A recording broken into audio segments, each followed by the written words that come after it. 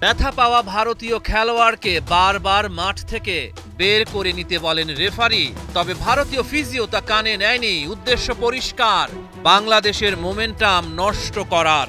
প্রথমার্ধের একেবারে শেষ দিকের ঘটনা এটা। এর কয়েক মিনিট আগে ঘটে গেছে আরেক কাহিনী। পিছিয়ে পড়া বাংলাদেশ ভারতের জালে বল পাঠিয়েও গোল উৎসবে মেতে উঠতে পারেনি।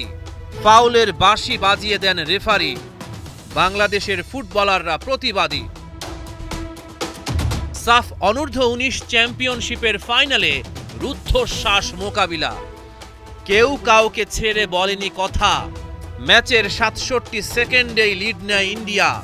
গোলকিপার ইসমাইল হোসেনের বোকামিতে কপাল পোড়ে বাংলার।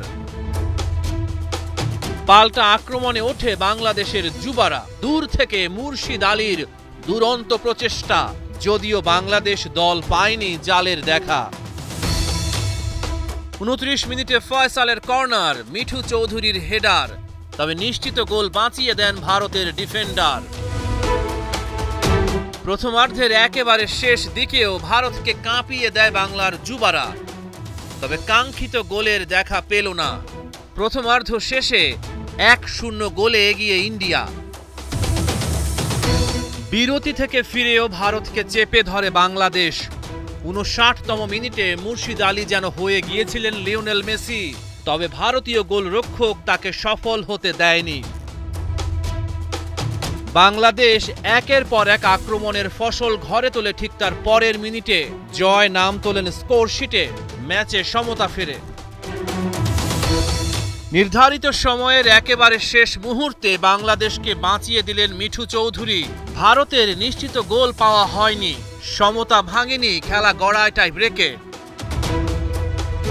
প্রথম 2 শট থেকেই গোল করে বাংলাদেশ, তবে ভারতের দ্বিতীয় শট ঠেকিয়ে দেন ইসমাইল হোসেন। চতুর্থ শট নিতে এসে পোস্টের উপর দিয়ে বল পাঠিয়ে দেন বাংলাদেশের অধিনায়ক ফয়সাল। 4টি করে শট শেষে 3-3 সমতা। 5 নম্বর শট থেকে গোল করতে পারেনি বাংলাদেশ, তবে এবার আর ভুল করেনি ভারত। দুরন্ত লড়াইয়ের পর ভারতের কাছে টাই ব্রেকারে 4-3 গোলে হেরে গেল বাংলার যুবারা। রহমান পেয়ার, 71।